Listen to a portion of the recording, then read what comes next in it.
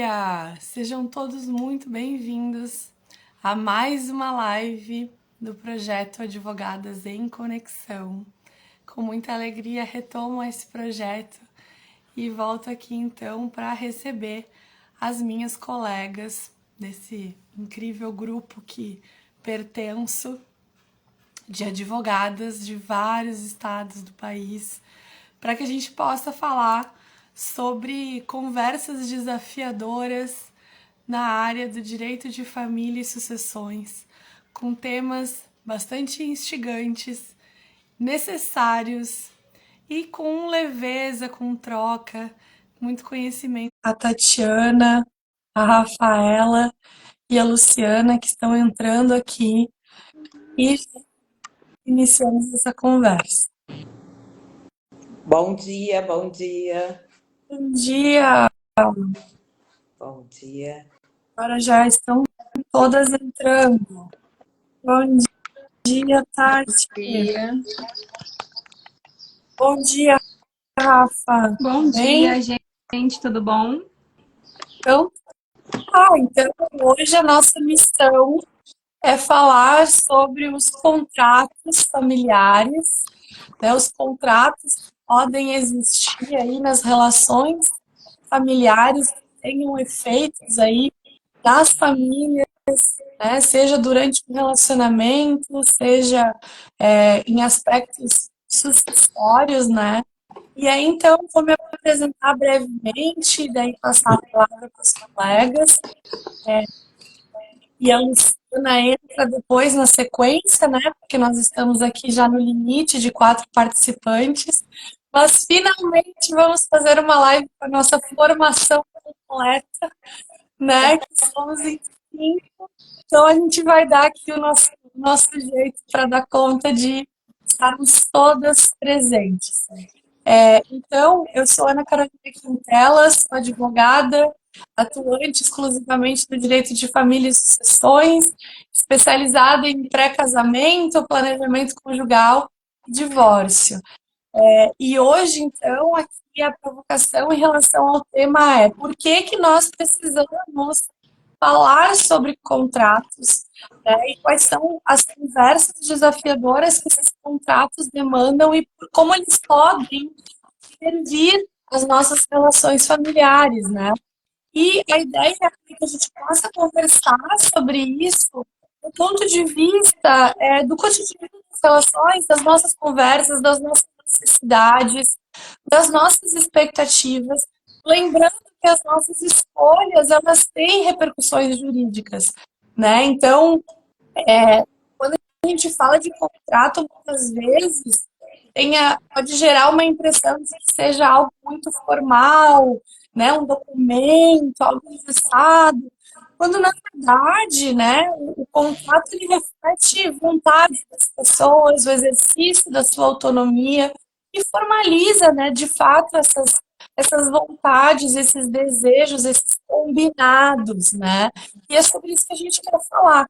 E aí eu aproveito então para passar a palavra para a Rafaela, para que ela nos conte, então, e traga essa percepção a respeito do que são esses contratos, para que eles servem, afinal de contas, né?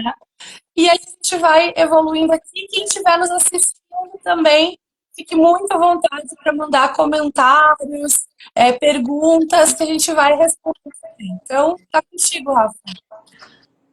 Bom dia as minhas colegas, bom dia a todo mundo que está assistindo a gente, também quem vai assistir depois. Eu me chamo Rafaela Cortez, sou advogada de herança, falo aqui de Brasília, né, atendo o Brasil inteiro, em todas as questões relacionadas aí à herança mesmo, inventário, testamento, planejamento sucessório, então tudo isso é a área que eu mais atuo aqui. E, bom, o que são contratos, né? E por que a gente precisa? Para que eles servem? A gente falou, acho que na primeira live, se não me engano, que a gente já vive qualquer tipo de relacionamento, qualquer família tem seus acordos tácitos, né? Que são aqueles combinados que a gente vai vivendo sem nunca ter conversado sobre eles.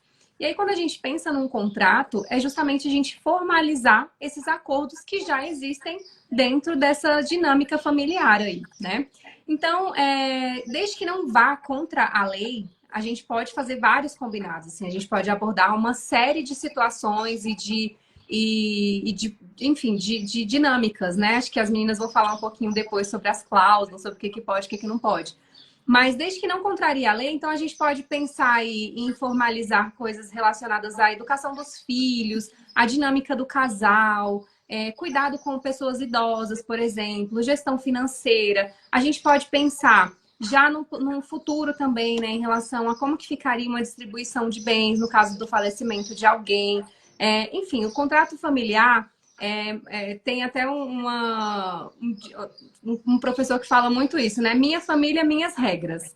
Então, cada família é única, cada família tem as suas regras mesmo. E por que não trazer isso para o direito, né? Por que não formalizar esses acordos que a gente vive para que a gente possa ter mais segurança jurídica? Que esse é o principal objetivo de um contrato familiar.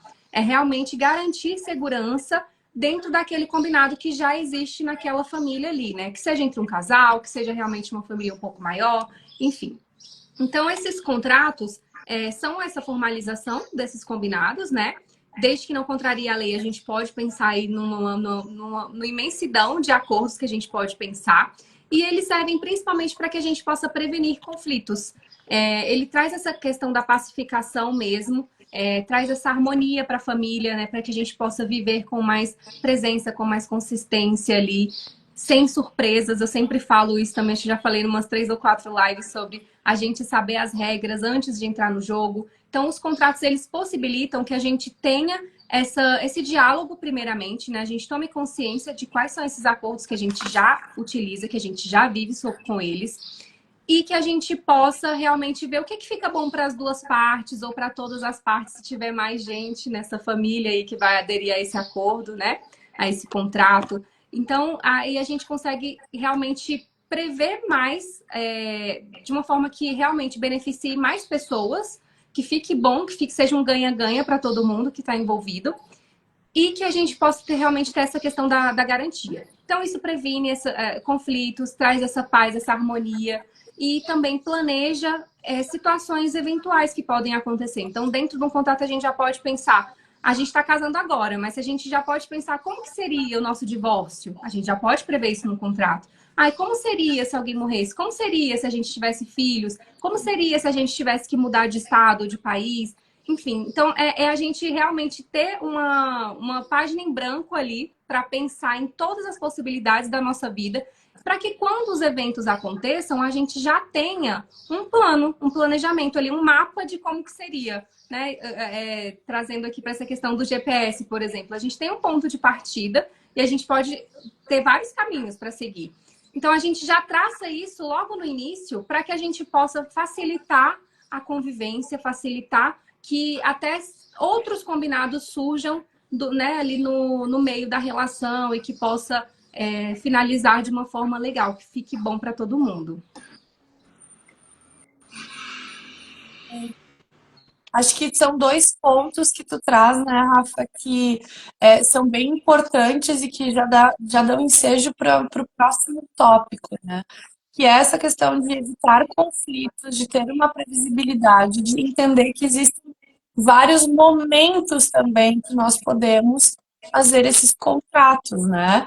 Então, mas para isso é importante que as pessoas saibam, né, que momentos são esses, que oportunidades são essas, e afinal, que tipos de contratos nós podemos fazer, né? Então, eu vou passar a palavra para a Tatiana nos falar um pouquinho sobre isso. Bom dia. Eu sou Tatiana Fontanelli, eu também sou advogada aqui em São Paulo, atuo na área de famílias e sucessões e vou falar para vocês um pouquinho desses momentos que a gente pode estar fazendo esses contratos, né? Antigamente a gente fazia, né, os contratos muito pré-nupciais, né? Então a gente ali, quando a gente ia escolher um regime de bens, desde que ele não fosse o regime de bens da comunhão parcial, a gente tem que fazer o contrato, isso é atual. Então, a gente só usava os contratos pré-nupciais por conta de questões patrimoniais, né?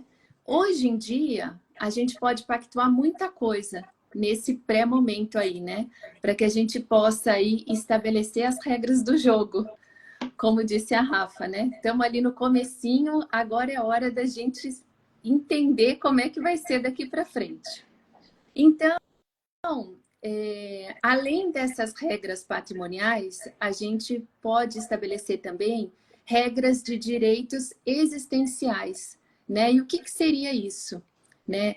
Seria, por exemplo, vamos supor, se houver alguma coisa relacionada à violência doméstica, a cuidados com os filhos, né? Estabelecer ali naquele casamento se vai ser um casamento monogâmico ou não, né? Vai ser um casamento aberto, não será. Então, assim, estabelecer também como que os cônjuges, o pleno exercício da profissão dos cônjuges, né? Porque isso a gente, querendo ou não, acontece, né? Um vai parar de trabalhar, tem filho, quem é que vai parar? Não vai? O que vai acontecer? Então, temos a possibilidade de falar tudo isso num contrato pré-nupcial, né? Mas não falamos, casamos, e aí o que a gente vai fazer, né? Tem a possibilidade também da gente falar isso durante o casamento, né? Que é um outro momento. O que diferencia é o momento que ele vai ser assinado. O pré-nupcial a gente assina ele antes, e o contrato que a gente chama de intramatrimonial ou contrato paraconjugal, a gente vai estar fazendo dentro do casamento, né? Então, ali, a gente faz o quê? A gente muda as regras do jogo quando o jogo já aconteceu, né? Já a partida já começou. É um pouco diferente, né? Mas não é... Eu acho que a vida é muito dinâmica, né? Então, a gente tem que ir se atualizando, né? Tem coisas que a gente não preveu lá no começo e elas acontecem. E eu acho que para o relacionamento dar certo, para que os dois fiquem confortáveis na situação, de repente é hora de conversar, de ter esse diálogo mais desafiador, né? E fazer ali um contrato onde se possa falar disso tudo, de como vai ser dali para frente, né? Então é bom para os dois se adaptarem às mudanças, né? Repactuar o que já estava pactuado, né? Por conta dessa mudança de vida, né? Então aqui eu acho que um exemplo que a gente pode dar é em relação à possibilidade dos cônjuges, de um dos cônjuges ser transferido para um outro país, por exemplo. Talvez quando esse casamento se iniciou, não existia essa possibilidade, né? De um dos dois, vamos supor, estava trabalhando numa empresa, saiu, foi trabalhar numa outra empresa, e de repente a gente tem essa possibilidade de um dos dois ser transferido do país. E a outra pessoa que está ali do lado, será que ela está disposta a abrir mão da carreira dela para acompanhar o outro? Se de repente houver uma separação, um divórcio, quando eles forem para outro país, como que isso acontece? Então, são situações que de repente não existiam lá no começo, quando se casaram, né? Então, assim, a gente pode usar a expressão aqui também de recalcular a rota, né? Por que não? As coisas mudam, a vida muda, essa é uma certeza que a gente tem, né? Que tudo muda. Então, é nesse momento que a gente usaria esse tipo de contrato. Tem também um outro tipo de contrato, que é um contrato pré-divórcio. Aqui, viu-se que o casamento não dá mais certo, né? Que não tem mais jeito mesmo. E aí, antes da gente assinar um divórcio, a gente estabeleceria algumas condições, né? E isso aqui eu acho bem interessante, porque aqui a gente tem muito essa questão do que o divórcio é uma guerra, né? Então, assim, ex-cônjuges são inimigos para sempre. Isso aqui não é verdade, né? Eu acho que a gente pode, de uma maneira consensual, fazer um acordo tanto em relação a patrimônio, a bens comuns, a educação dos filhos, né? Criar algumas normas para acontecer essa dissolução de uma maneira mais tranquila, principalmente quando você tem filhos envolvidos, né? E se a gente for pensar que isso tudo acontece num momento em que há muita instabilidade, né? Emocional, incerteza do que vai ser dali para frente. Então, aqui é um bom momento também de se fazer um contrato pré-divórcio. Outra situação também é casais que têm empresas, né? Então, se a gente pegar um casal que tem uma empresa e vai se divorciar, o que vai acontecer com aquela empresa dali para frente? Para que os dois não tenham prejuízos, né? Para que o negócio não acabe. Então, isso é um bom momento, antes do divórcio, estabelecer algumas regras para que se consiga fazer um divórcio tranquilo. E ainda, depois disso, ainda temos o pós-divórcio, né? Então, aqui, é um outro contrato que tem uma finalidade de ajustar algumas coisas, né? Algumas decisões que foram estabelecidas, que talvez não funcione mais, né? Aqui eu acho importante a gente falar um pouquinho sobre o cuidado com os filhos, né? De repente, alguma decisão que foi tomada que não tem mais sentido ou que não tenha, que houve alguma mudança. Num divórcio, por exemplo, um dos cônjuges, não sei, se casou novamente e vai mudar de país. Então, como é que a gente vai fazer com essa criança, né? Então, aqui eu acho importante, até com relação à exposição das crianças em redes sociais, porque de repente tem um que quer expor, tem outro que não quer expor. Como é que a gente faz isso? Né? Então, são questões assim do dia a dia mesmo, questões importantes, que se a gente fizer um contrato, tiver aberto, disposto a conversar, a gente consegue fazer esses ajustes, né? E aqui o que eu queria só para finalizar, falar é o seguinte, que os contratos, eles são um jeito de, como a Carol disse, de formalizar os combinados, né? Então, para que a gente possa realmente fazer valer aquilo que a gente combinou.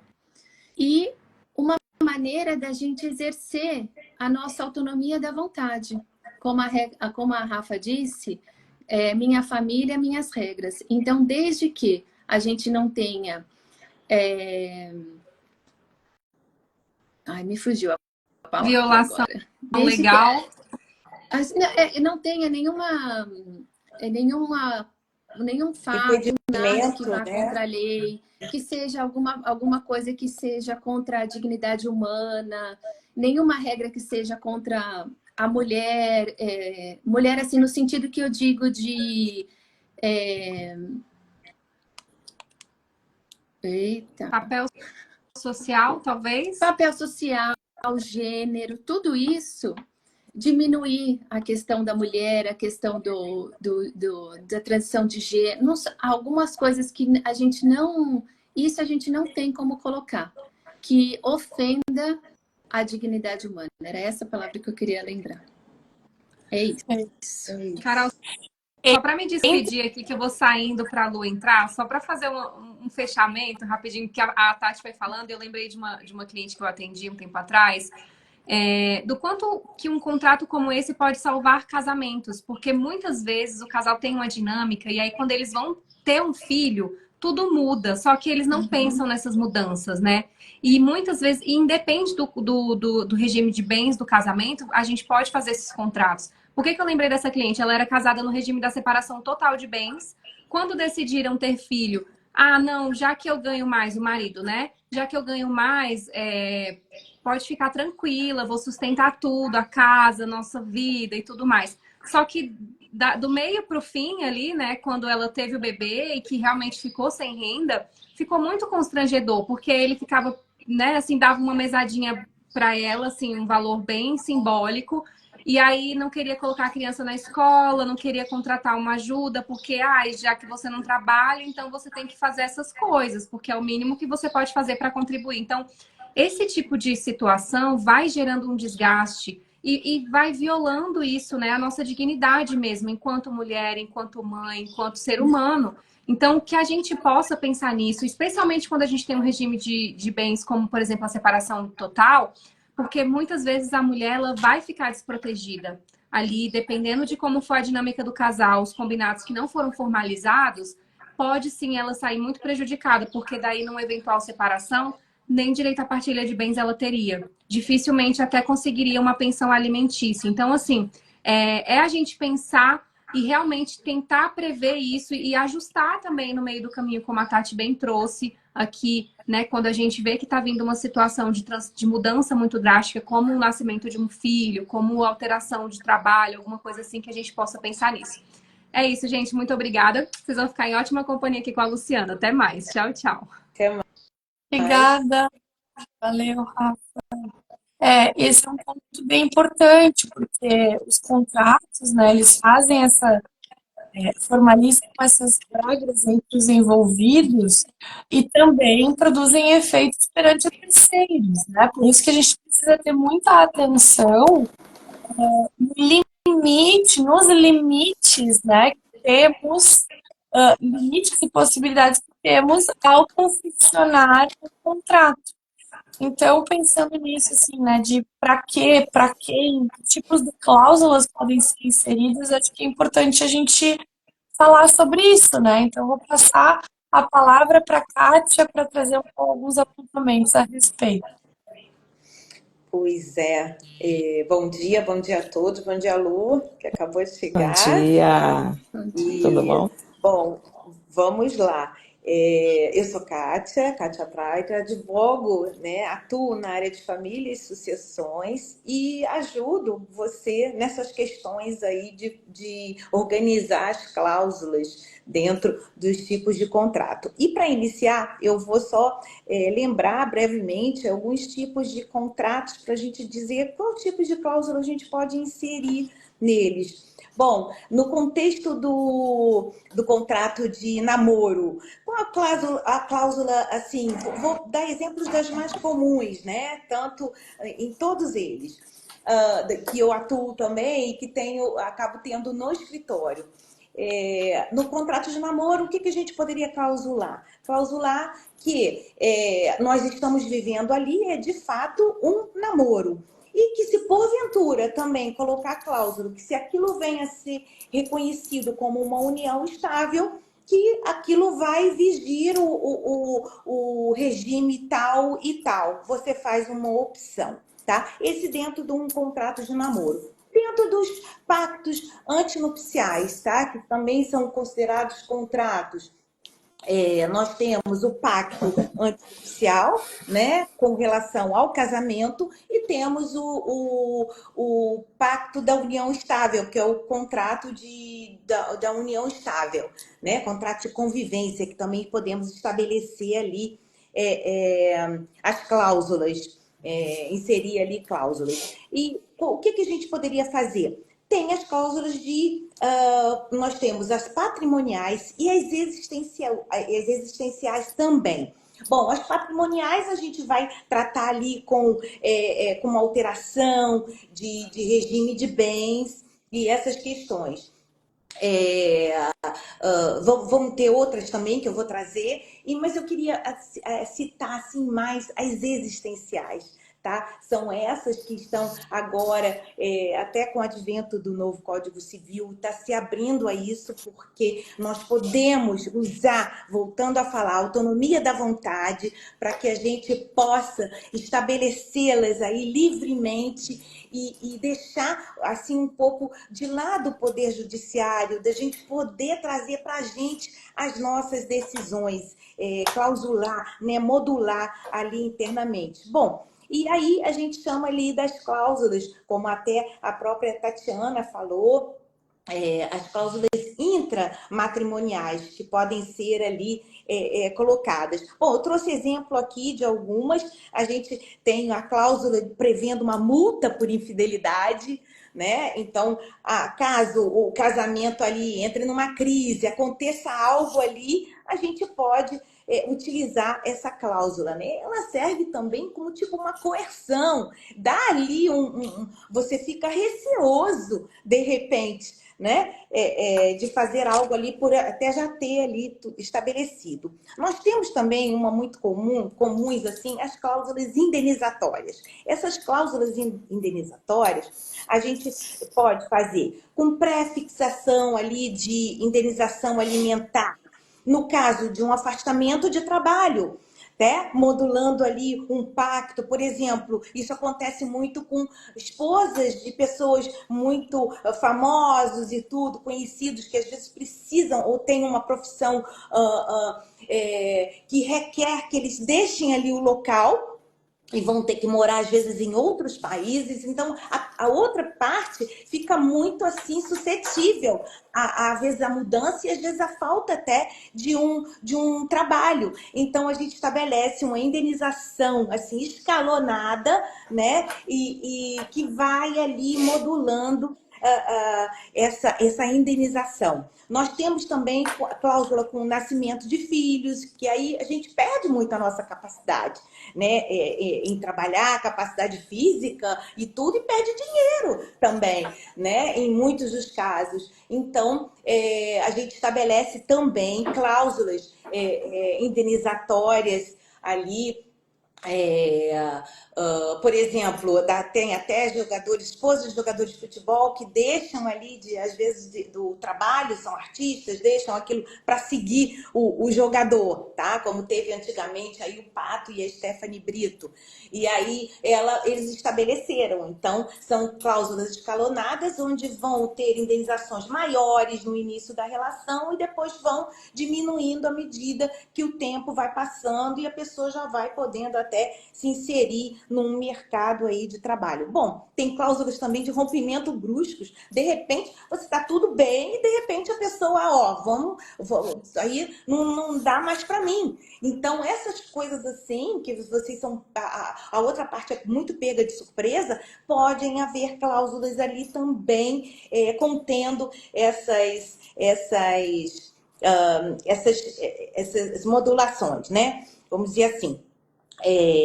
Tem também as cláusulas contendo ali a disciplina de regra de convivência de cônjuges, de companheiros com parentes por afinidade, que hoje em dia está sendo muito comum, está até havendo reconhecimento, né, do parente por afinidade. Né? Então, isso também é importante a gente estabelecer ali todo combinado não sai caro, eu costumo dizer muito isso. E eu tenho uma cláusula que eu chamo, que é cláusula de salvamento da relação, que é uma cláusula muito bonita, que eu gosto muito, né? E gosto de colocar, que é aquela que estabelece que o casal ali, prevendo um divórcio futuro, algum rompimento, que eles estão dispostos, a uns 6 meses anteriores, eles fazerem algum tipo de terapia alternativa, algo que vai tentar salvar aquela relação. Ou seja, porque no início, para você estabelecer isso, fica mais fácil, que o amor tá ali lindo. Mas depois, quando estão ali com os ânimos ali exaltados, é difícil de querer aceitar uma situação. E já tendo ali, é como se fosse, volto a falar, é tipo uma coerção moral. Você já tem ali, você já se comprometeu, vai ser difícil da pessoa abandonar esse tipo de cláusula. Então, uma cláusula assim muito, muito, muito boa. E tem uma que é muito polêmica aqui, que são estabelecendo regras sexuais, né? A frequência, o tipo, né? Qual é a modalidade que vocês vão optar. Então, esses são assim, cláusulas que muitas das vezes são colocadas nesse tipo de contrato. E são viáveis, sim, né? Administração. Aí eu adentro um pouquinho voltando, porque as existenciais são mais polêmicas, né? E é bom a gente saber que a gente pode se utilizar delas.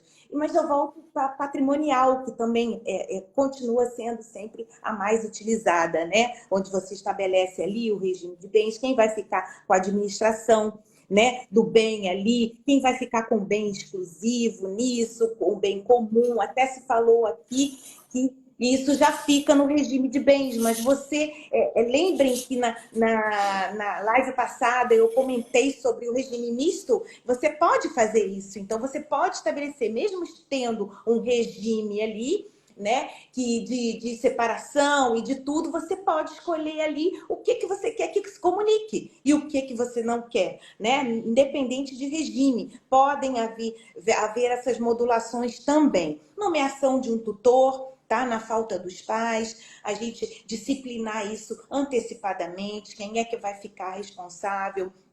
Tem também uma interessante aqui, que é uma regra de subrogação patrimonial. Eu tive até um caso assim, de um dano causado por criança, porque geralmente o que eles executam? Executam ambos os pais. E aí, se você tem uma guarda compartilhada e você não está ali com o seu filho naquele momento, então da gente trazer a responsabilização. É lógico que depois vão haver outros efeitos, mas assim, falando assim mais generalizada, o que a gente faria?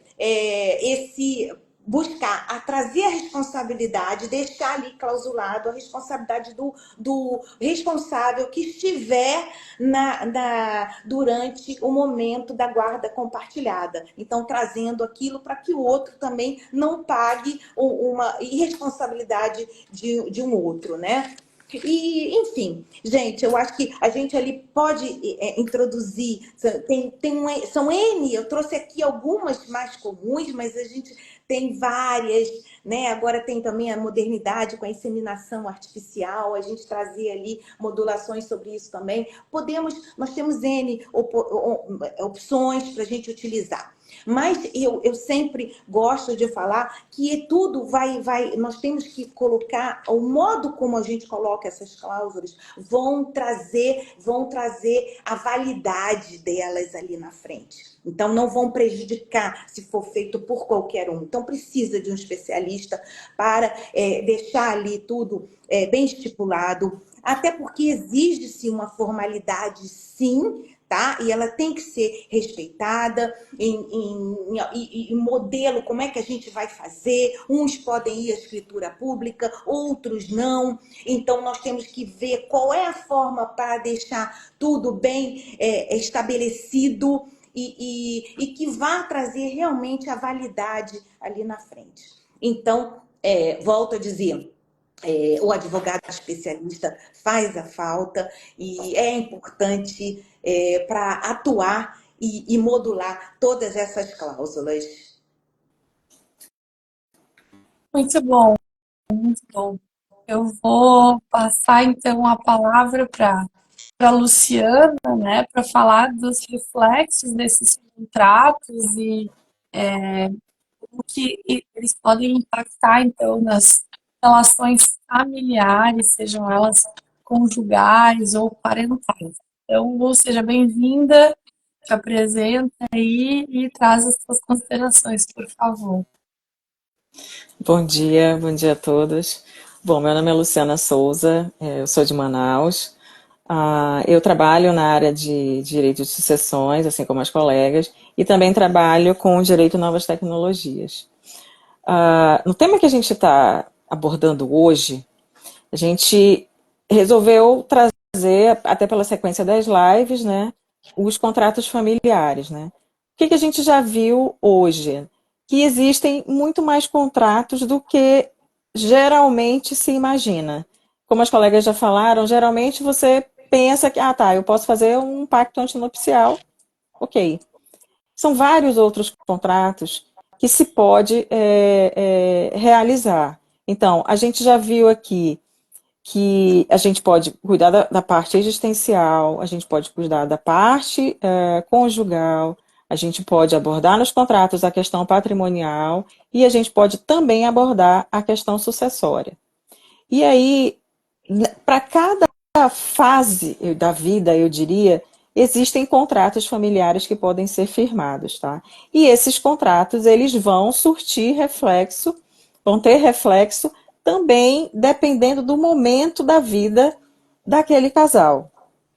Por exemplo, se os cônjuges pretendem, os noivos pretendem casar, eles têm um pacto antinupcial que pode ser firmado caso eles não optem pela comunhão parcial de bens, e existem outros contratos intrafamiliares que podem ser firmados.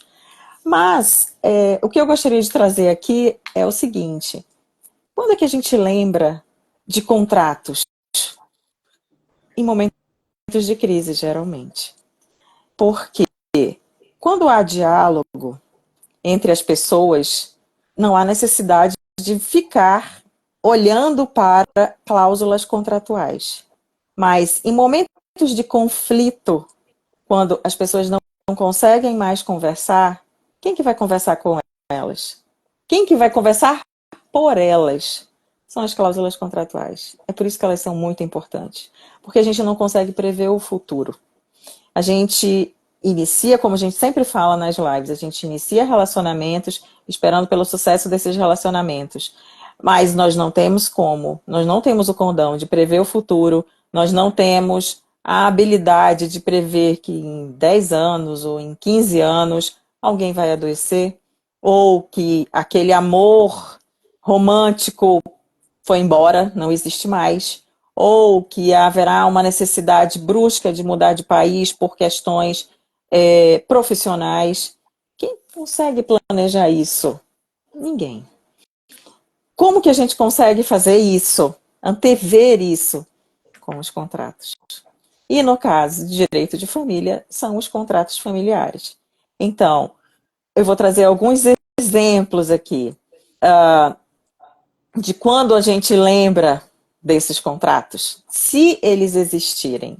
O que é bom que eles existam, porque no momento do conflito é mais ou menos assim: se eu tenho uma régua de 0 a 10, onde 0 é conflito nenhum e 10 é o conflito máximo, se eu tenho um contrato para reger aquele conflito, eu não preciso percorrer a régua inteira. Quando percebe-se que não há mais o diálogo, lembra, a gente fez um contrato, vamos olhar lá o que está escrito. E pronto. Porque quem que vai querer pagar uma multa contratual? Porque, veja, assim como eu tenho uma cláusula num contrato, eu tenho a penalidade. Eu tenho uma multa, eu tenho uma ação que corresponde ao não cumprimento daquela cláusula. É por isso que quando a gente está conversando bastante aqui nas lives, a gente fala sempre sobre a importância de um advogado especializado. Porque só com um advogado especializado na área de família e sucessões, você terá cláusulas utilizáveis. São outra coisa também que eu quero trazer aqui, porque isso também é um reflexo. Não adianta eu fazer um pacto antinupcial ou fazer um contrato intrafamiliar no meu casamento, na minha união, se lá tem uma série de cláusulas que eu nem sei quais são, porque eu não participei da escrita dele, eu não tive uma assessoria especializada e foi um contrato, vamos chamar assim, de um contrato enlatado. Era um contrato qualquer que, tem que fazer, vamos lá, a gente assina, mas eu nem sei direito o que é aquilo, não tem aderência nenhuma, não tem adesão àquilo. Aquele contrato, ele não... Sabe, falta de pertencimento a um contrato, é mais ou menos isso que eu estou querendo explicar. As cláusulas que estão lá, elas não me interessam. Então, eu tenho um contrato, mas eu não tenho um contrato. Então, isso também é uma coisa que, dessa fala que eu estou fazendo hoje aqui, eu gostaria de trazer, porque isso também é um reflexo, e é um reflexo o pior possível. Porque eu tenho um contrato, eu acho que eu estou protegida. Veja, por que a gente faz contrato? Para uma ocorrência de um conflito que eu não tenho como prever, para uma proteção lá na frente, quando já não tiver mais aquele vigor, energia, principalmente em questões patrimoniais, eu já não estou mais trabalhando, já estou aposentada, e aí aquele contrato vai me resguardar de algumas coisas. Mas se eu não participei do contrato, eu não sei o que tem ali, eu tenho, mas eu não tenho. Sabe? É como se você tivesse um carro, mas ele não funciona. Tá na garagem, parado. Tá lá, ok. Mas depois, na hora que você vai ligar, não liga. Tá, eu tenho, mas eu não tenho, não adianta. Então, para mim, uma das mensagens que eu gostaria de deixar aqui hoje sobre os reflexos dos contratos familiares é: se há a possibilidade de ter as conversas desafiadoras que a gente vem falando desde a primeira live. Há a possibilidade de firmar esses contratos. As pessoas que são alvo, que são partes do contrato, elas precisam negociar e estar cientes de cada uma das cláusulas que esse contrato vai ter. Não adianta querer fazer um contrato porque eu quero alegrar o meu cônjuge, o meu noivo ou o meu futuro companheiro. Não. Esse contrato, ele também ele me diz respeito. E aí eu estou me colocando como a outra parte, como se o contrato fosse meu. Eu tenho que participar ativamente desse contrato, tanto quanto a outra parte. E ainda tem mais. Eu tenho que também pensar no futuro. Teremos filhos? Ok. O que isso vai atingir os nossos filhos? Temos religiões diferentes. Vamos tratar sobre isso em contratos? Que religião nossos filhos terão? Temos bens antes do casamento. Eu tenho meus bens, o meu noivo tem os bens dele. Como que a gente vai fazer com esses bens numa eventual divórcio ou numa eventual morte, porque esse aí sempre vai acontecer, ou lá na frente, se aquela família muda de estrutura completamente e há necessidade de um dos cônjuges ficar em casa para cuidar dos filhos. Como resguardar esse cônjuge? Há contratos familiares. Aquela pessoa, ela pode ter a segurança necessária para esse período. E aí eu trago também outras coisas. Os contratos, eles precisam ser revistos conforme as cláusulas, né, desses contratos, eles precisam ser revistos conforme o avançar da vida daquela família, tá? O contrato, ele pode ser revogado, ele pode ser alterado, ele pode ser extinto e um outro criado do local. Lembrando que sempre temos que respeitar o Código Civil brasileiro. Nem tudo a gente consegue fazer via um contrato intrafamiliar, tá? Algumas vezes a gente tem que recorrer ao judiciário, caso seja uma alteração que necessite da participação do judiciário para essa alteração acontecer, tá? Então, eu já falei sobre a importância do contrato, a importância de participar na criação das cláusulas dos contratos, de entender as cláusulas do contrato, que eles precisam ser revistos, que eles podem ser alterados desde que a gente observe o Código Civil. E aí eu também trago uma outra questão, que é o planejamento. A gente tem muito falado bastante sobre, talvez até seja tema de uma live específica, sobre o planejamento patrimonial sucessório. Gente, planejamento patrimonial sucessório também é um contrato familiar, tá? E ele pode ser, inclusive, vários contratos, porque, como a gente também já falou de outras vezes, não tem fórmula. Tudo depende do que é aquela família, de quais são as necessidades daquela família, tá? Então, reflexos, até para finalizar a minha fala, temos vários. Sim, não tem fórmula, depende muito do que é aquela família, do que aquela família quer, há medidas que a gente pode adotar para se resguardar, para se proteger via contratos familiares. Lembrando que as partes precisam participar da criação desses contratos familiares.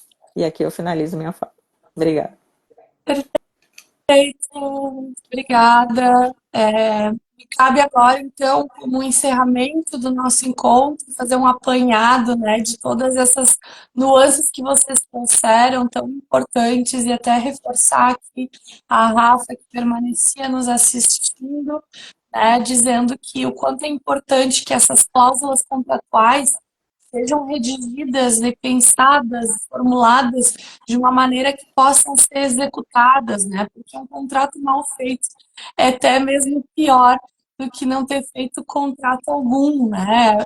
Essa é a consideração que ela traz, e que é muito importante, e que aqui, né, não é o nosso foco trazer tanto essa linguagem técnica, jurídica, mas trazer uma linguagem que faça sentido para a gente pensar além daquilo que as pessoas acham que é suficiente pensar no momento de estar relação. Então, eu estou casada, preciso pensar em tal aspecto patrimonial, ou regime de bens, me serve aquele modelo de contrato, né, uma escritura pública no tabelionato, e a gente quer alcançar esse nível de consciência de que as pessoas problematizem, né, as suas relações, problematizar no sentido positivo, de que elas possam se proteger, se cuidar, cuidar de si, cuidar das relações. E por que a gente fala em conversas desafiadoras, né? Porque é, falar sobre essas questões toca em pontos sensíveis das relações familiares e exige confiança, exige conversa, diálogo e orientação jurídica para tanto, né? Porque o que acontece? Se a gente for pensar no contrato em sentido amplo, nada mais é do que um acordo entre pessoas capazes, né, de contratar e formalizarem esses combinados a partir da sua vontade, dentro dos limites da lei, e que repercutam efeitos para essas pessoas e também para terceiros. E o especialista vai, veja bem, esse contrato ele pode ser um contrato particular. Esse contrato, ele precisa se transformar num instrumento público. Esse contrato, para ele ter eficácia, ele precisa ter essa cláusula escrita de tal maneira que, se isso não for cumprido, pode se transformar numa multa, numa indenização, que tenha, então, essa validade. Por isso que é tão importante a gente pensar o acompanhamento de um especialista. Então, as pessoas lidam com as suas vontades, com as suas expectativas, com os seus desejos, né? E se bem acompanhado, torna isso possível de ser organizado e de gerar uma segurança para as suas relações, que evitam conflitos, que dão previsibilidade, que protegem pessoas, protegem patrimônio, e que podem ser feitas, a gente tem muitas possibilidades, mesmo com a intervenção do Estado e mesmo com situações que nós temos limites, né, de contratualização como direitos indisponíveis, mas ainda assim existe um campo muito amplo de exercício de autonomia e de liberdade das pessoas. A gente precisa olhar isso com atenção, para depender cada vez menos da decisão de um terceiro, de um juiz, para coisas que são da nossa vida particular, das nossas escolhas, das nossas relações, dos nossos, né? Das pessoas queridas para nós, dos nossos filhos, nossos avós, nossos, enfim, todas as pessoas que compõem um núcleo familiar e essas relações. Me toca muito, né, a gente falar dessa questão técnica, né, de eficácia desses contratos, porque muitas vezes parece que nós estamos formalizando as relações, mas a verdade é que a formalidade não é garantia de que as coisas vão acontecer conforme, né, a gente combinar, mas tampouco a informalidade. Então, por que não a gente falar sobre isso, trazer isso com maturidade, com conversa, com diálogo, para tornar, então, essas relações mais maduras e satisfatórias. Afinal de contas, cada vez mais a gente fala de um direito de família que se preocupa com o bem-estar das pessoas, né? Com o exercício dessa autonomia de conquistar a felicidade por meio dessas relações familiares também. Então, nada mais é de a gente fala em formalização, em contratos, do que falar de proteção, falar de cuidado dos bens que são os mais valiosos que nós temos, não somente o patrimônio em termos financeiros, mas sim das nossas relações, das pessoas, né? Do afeto. Então, isso foi muito bom estar com vocês hoje, estou muito feliz de retornar, feliz que deu tudo certo aqui na nossa dinâmica, deixar aí quem nos assistiu, agradecer a presença, deixar o convite para a próxima semana também, e, enfim, se quiserem, então, dar a última palavrinha aí para a gente encerrar. É isso. Eu, Carol, só queria agradecer e dizer que eu acho que é isso, a gente trazer para a gente, vamos pôr entre aspas, a responsabilidade de fazer as nossas escolhas, né? Não deixar para que isso aconteça na mão de um juiz, de um terceiro que não conhece a nossa vida, não conhece a nossa dinâmica, que não conhece os nossos filhos, né? E ele não vai saber o que é importante para o seu filho, é você que vai saber. Então, trazer para a gente, né? Essa responsabilidade dessa escolha, desse dia a dia, né? Que constrói o casal, né? Que ali nas pequenas coisas que a gente constrói a relação, que a gente tem esse cuidado com os filhos, com a família, cuidar de quem a gente mais ama, né? Que é isso que você falou, que eu acho que é isso que é importante, de responsabilidade, né? De autocuidado com a gente mesmo, né? E com quem a gente ama. Eu queria agradecer a presença de todos aí, as colegas aqui presentes também, minhas parceiras aí de live, e a Rafa também, que já saiu, mas está por aí assistindo a gente. E eu gostaria também de ressaltar aí, além do que a Tati já colocou aqui, muito bem, e a Ana, eu gostaria de ressaltar a importância do advogado especialista, tá? É muito importante, porque essas cláusulas e esses contratos, eles existem, eles são úteis, muito úteis para todos, né? Mas eles têm que respeitar, além da lei, toda uma formalidade na sua elaboração. Então, e isso só uma pessoa muito especializada nessa área, né, que trata dos contratos familiares, tá? Então, a importância da atuação desses advogados, né, como nós. Tá bom? Obrigada, volto a agradecer. Bom, gente, eu agradeço a oportunidade de estar aqui com vocês hoje, trazendo esse tema que é tão importante para as famílias. E assim, a minha mensagem final para essa live, que eu gostaria muito é que cada um que ou assistiu a live ao vivo ou vai assistir depois, olhe para dentro de si, veja o seu contexto familiar e veja se você está realmente seguro, está protegido, se as pessoas que estão ao seu redor, se elas necessitam fazer os contratos familiares. Pede para ele assistir essa live. Eu acho que vai provocar algumas reflexões, se não para agir imediatamente, mas para agir no futuro próximo. É isso. Isso mesmo. Bom, gente, então até semana que vem e sejam sempre bem-vindos aí para estar conosco, nos assistindo ao vivo ou até. Até. Tchau, tchau. Tchau, obrigada a todos.